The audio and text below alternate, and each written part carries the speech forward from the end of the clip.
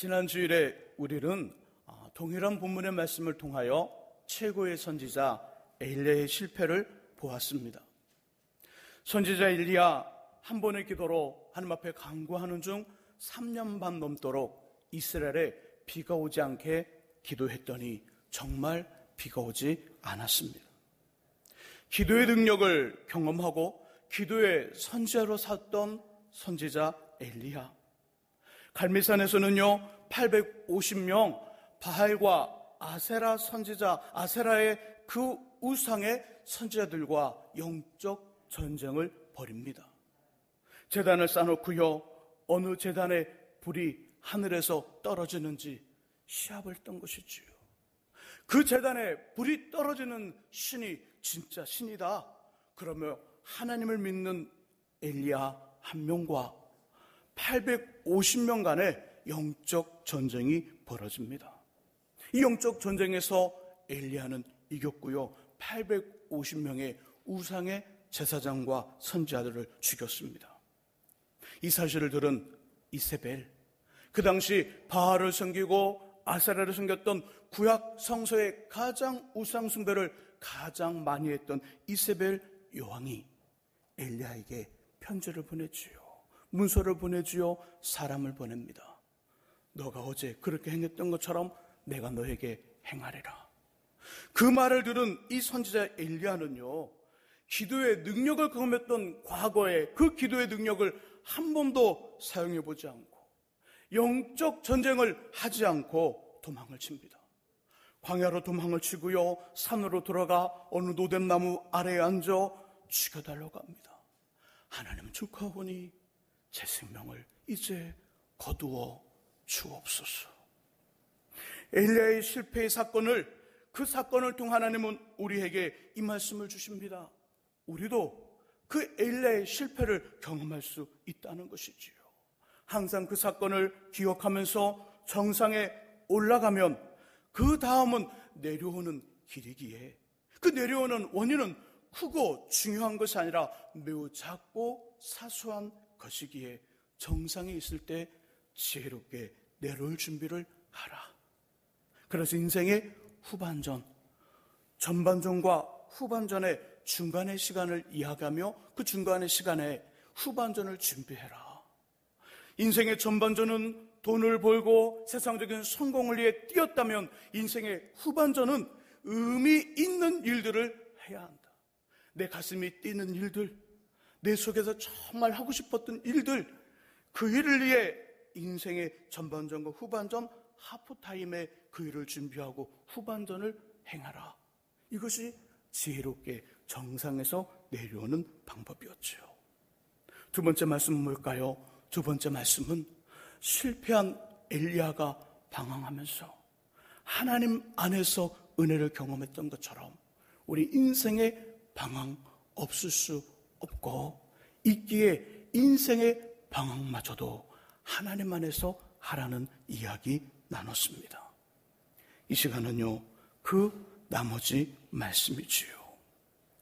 엘리야의 실패와 회복을 통해 이루게 주시는 하나님의 교훈 세 번째는 완전한 회복은 사명의 회복과 사명의 완수라는 것입니다. 사명을 회복시켜 주시고 그 사명을 이루도록 하시는 하나님, 그리고 이루게 하시는 하나님, 이것이 하나님의 완전한 치유와 회복이라는 것이지요.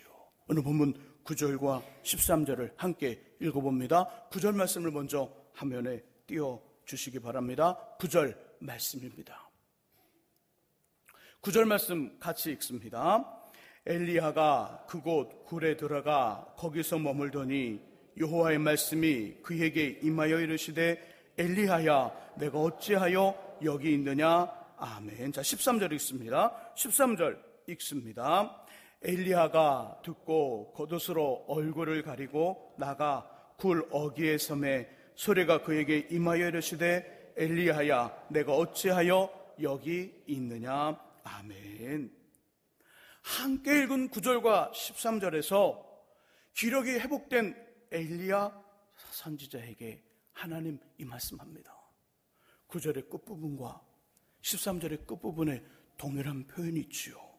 내가 어찌하여 여기 있느냐? 어찌하여 여기 있느냐? 엘리야가 있을 자리가 아니라는 것입니다. 다른 말로 이야기한다면, 엘리야야, 내가 너에게 맡겨진 사명 어디 두었느냐? 지금 너가 있는 이곳은 너가 지쳤으나 나의 도움으로 너가 다시 회복되어 기력이 회복되었으나 너의 자리는 여기가 아니라는 것이지요. 너의 자리는 여기가 아니라 너가 있을 곳은 너가 도망쳐왔던 그곳, 너를 협박하던 이세벨이 있는 곳, 아합 왕이 있는 곳, 이스라엘 백성들이 있는 그곳이 너가 있을 자리이고, 그곳에서 너에게 준 사명 이루어야 되지 않겠느냐? 내가 내게 준 사명은 어떻게 되었느냐? 사명을 잊었느냐고 두 번에 걸쳐 동일하게 묻습니다. 그리고 15절 이하에서 하나님 다시금 엘리야의 사명을 분리듯 심어주시죠. 광야를 통해 다메섹으로 가 하사엘에게 기름을 부어 아람의 왕이 되게 하고, 님시 아들 에후에게 기름을 부어 이스라엘의 왕이 되게 하며, 사바세 아들 엘리사에게 기름을 부어 너를 대신하여 나의 선지자가 되게 하라. 그래서 나를 버리고 나의 말을 순종하지 않으며 내가 아닌 우상을 섬기는 아합의 집, 이스라엘의 그 당시 왕이었던 아합과 그의 아내 이세벨을 정리하고 흐트러진 이스라엘 백성들의 신앙 회복하여 나에게 다시 돌아오게 하라.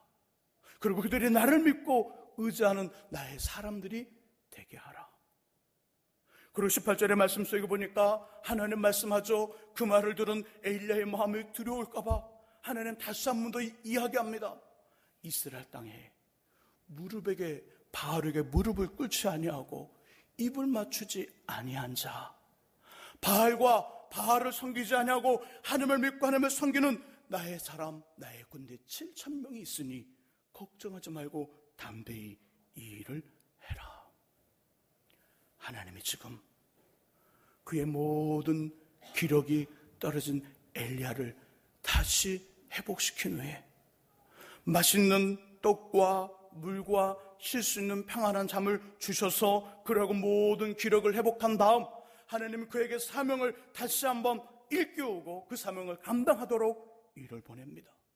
그리고 19절 이하에서 엘리야는요 12교리소로 밭을 갈고 있는 엘리사를 불러 자신을 대신할 하나님의 선지자로 세우고요, 열왕기하 8장과 9장에서 선지자 엘리사를 통해 하사엘을 아람의 왕으로, 에후를 이스라엘 왕으로 세워 그 당시 최고의 우상 숭배자인 아방과 왕비 이세벨을 정리합니다.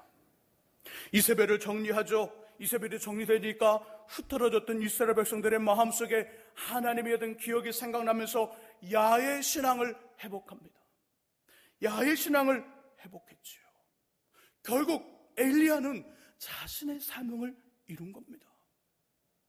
한번 이세벨의 협박 앞에 실패한 인생을 살았으나 하나님은 그냥 엘리야를 포기하지 않으시고 엘리야를 불러 그의 모든 영역에 그 기력을 회복시킨 다음 사명을 다시 일깨워 사명을 완수케 함으로 완전한 치유와 회복을 받게 했지요.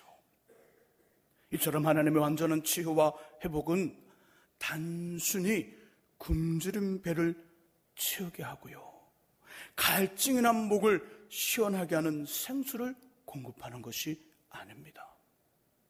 15절 이하의 15절 전에 있었던 이야기는 완전한 치유와 회복을 위한 전처 작업이었죠.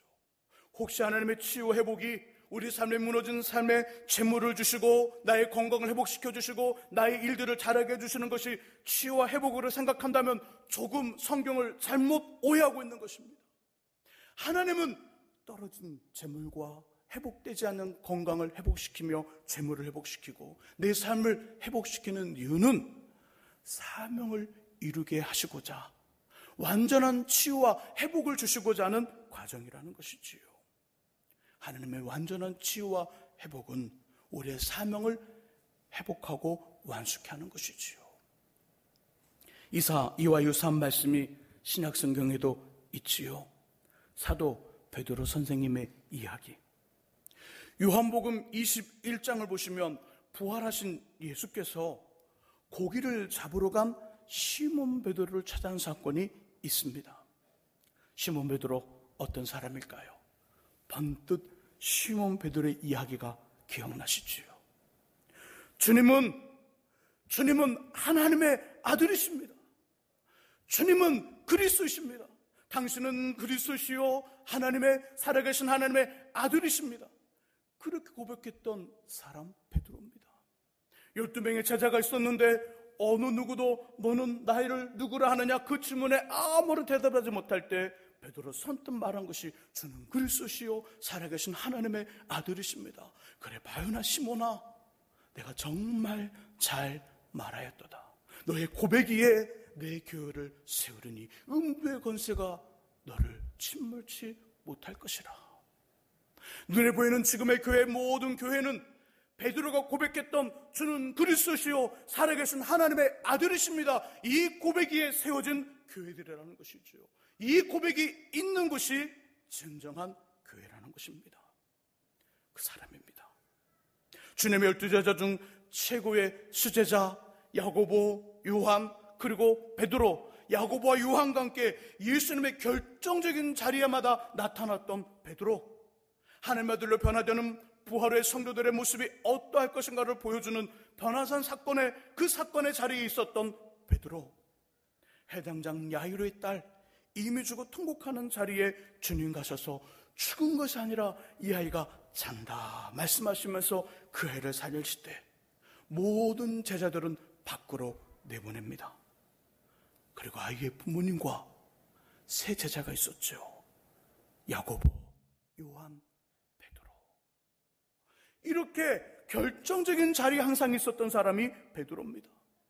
예수님의 마지막 기도, 겟세마네 동산의 기도의 자리에서도 다른 제자들은 저만치 떨어뜨려 놓고 야고보, 요한, 베드로를 가까이 둔 채 주님 말씀합니다. 내 마음에 몹시 힘이 드니 나를 위해 기도해다오. 나를 위해 기도해다오. 주님과 함께 매우 가까운 자리에서 함께 주님을 위해 기도했던 베드로, 중간에 또한 피곤을 못 이겨 잠이 들었으나 예수님의 기도의 부탁을 받은 사람, 그가 베드로입니다. 그런데 어느 조그만 계집 아이의 말에 주님을 3번씩 부인합니다. 3번째 부인할 때는요, 그 주님을 저주합니다. 저주까지 하며 부인합니다. 이 사건 후에 베드로의 믿음과 신앙과 주를 향한 사랑과 열정 모두 무너졌습니다. 사람을 낚는 되려는 사명을 잊어버리고 사람이 아니라 물고기를 잡으러 자신의 고향으로 가버렸습니다. 주님이 그에게 주신 사명 뭘까요?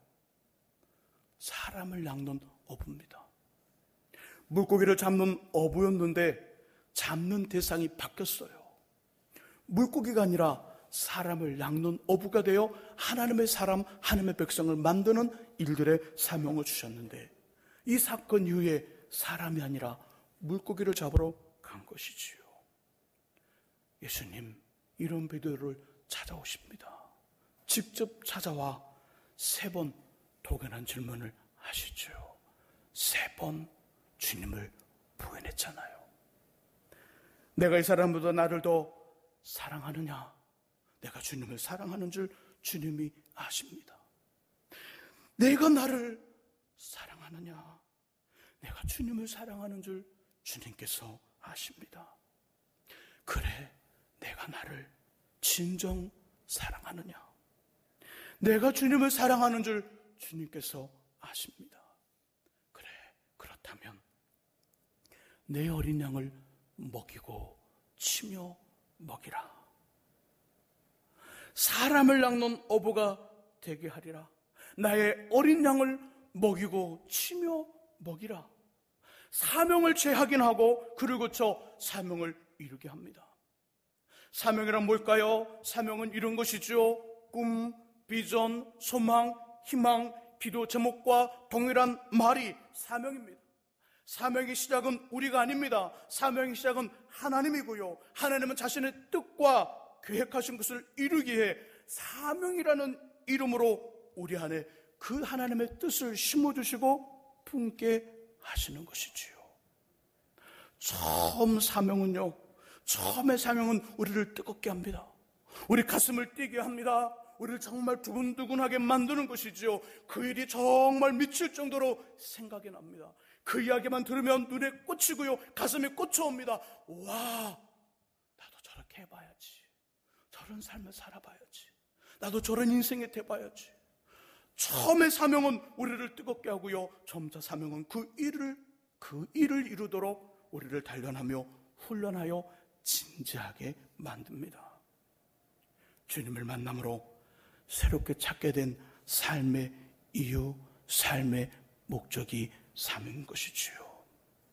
그러므로 성도는 사명을 따라 살아가고 사명을 쫓아 숨을 쉬며 사명으로 살아가는 존재이지요. 인생에서 돈을 잃는 것은요, 돈을 잃는 건 잠시 불편한 일입니다. 삶의 건강을 잃는 것은 흔적이 남는 후회스러운 일이고요.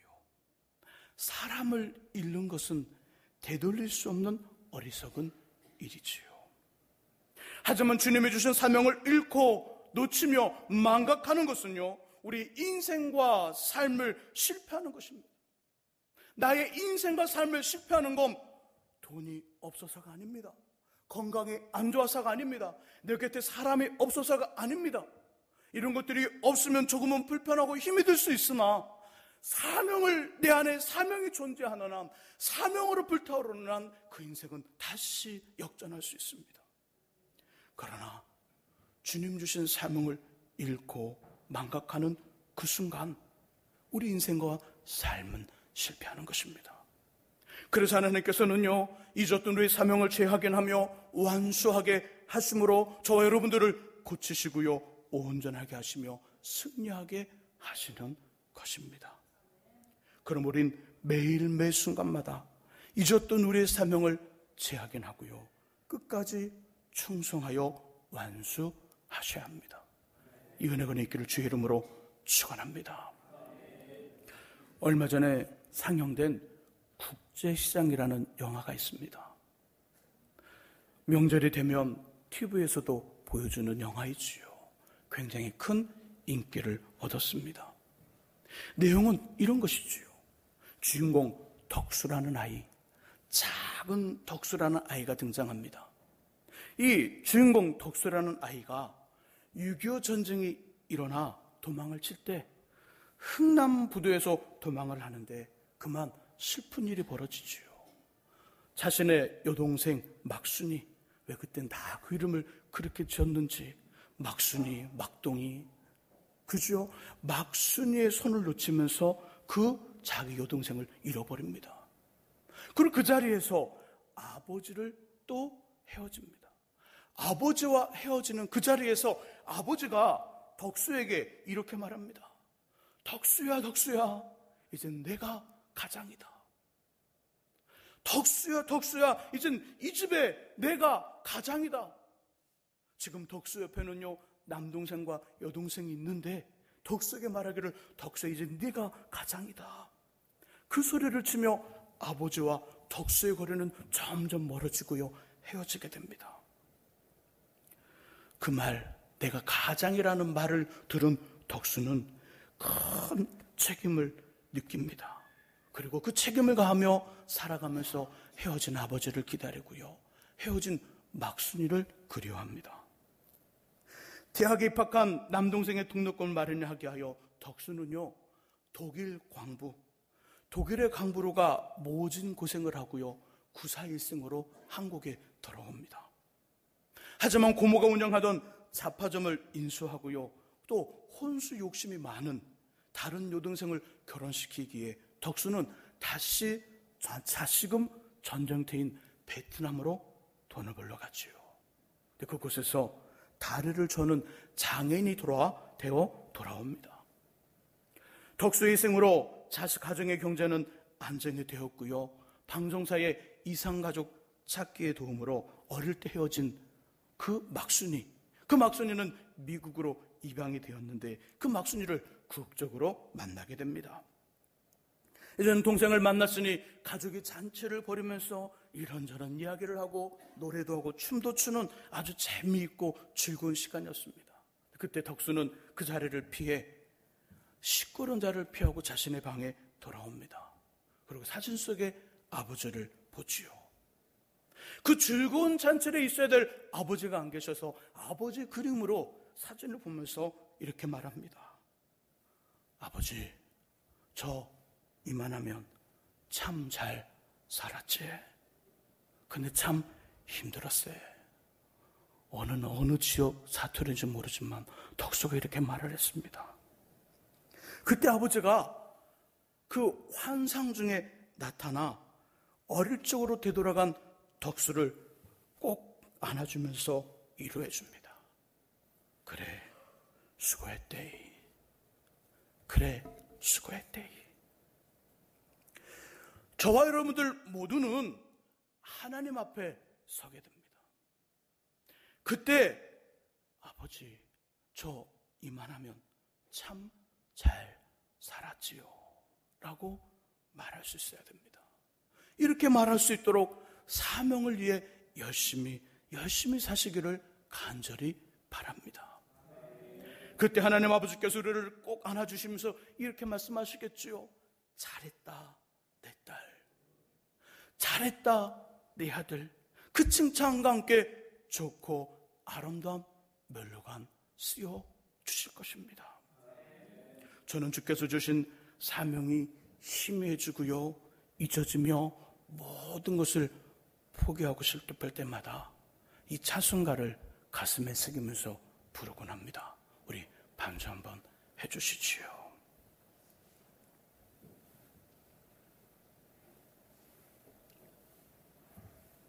우리 화면에 찬송가 150장 띄워주시고요. 제 안의 사명에 대한 희미해짐과 잊혀짐, 그리고 모든 것을 포기하고 싶을 때 우리 반주해 주시고요. 이 찬송을 기억하며 찬송을 하곤 합니다.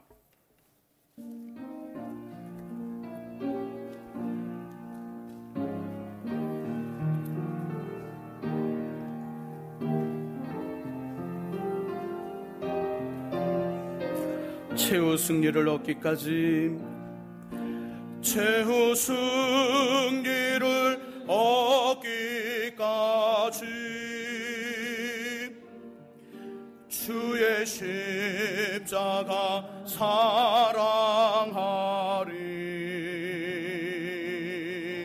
빛난 멸류관 받기까지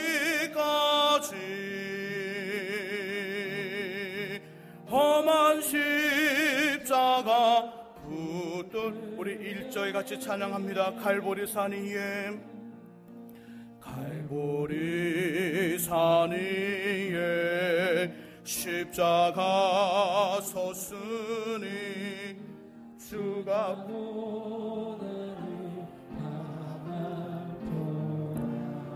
험한 십자가를 내가 사랑함은, 험한 십자가를 내가 사랑함은 주가 보혈을 흘림이라. 최후 승리를 얻기까지 주의 십자가 사랑하리. 빛난 멸류관 받기까지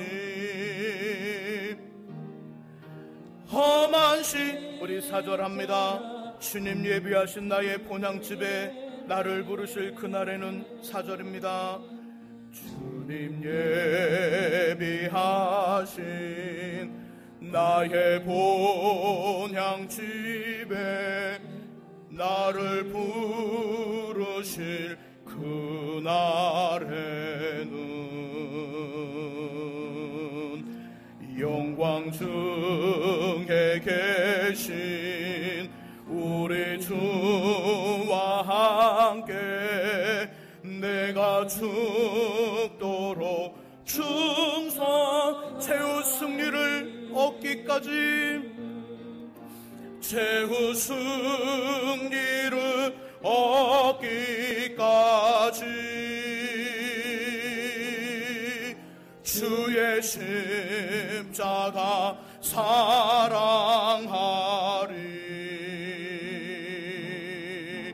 빛나며 유감 받기까지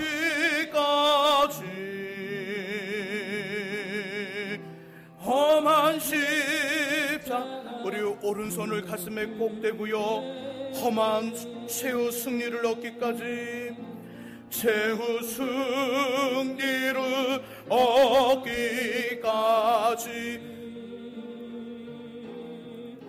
주의 십자가 사랑하리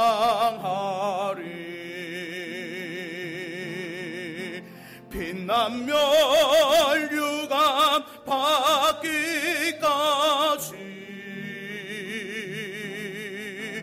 험한 십자가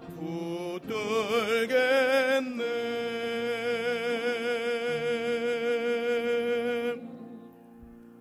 사랑하는 성도 여러분, 우리는 지금 어떤가요? 하나님 주신 사명을 기억하고 계신가요? 우리의 사명, 나의 사명은 무엇인가요? 잊었던 사명을 매일 재안하시기를 주님의 이름으로 부탁드립니다. 그리고 우리 이름이 하늘의 부름을 받아 우리의 고향집에 가 아버지 저 이만하면 참 잘 살았지요 라고 말하며 그래 참 잘했다 칭찬을 받을 수 있도록 충성하며 사명을 완수하시기를 예수님의 이름으로 축원합니다.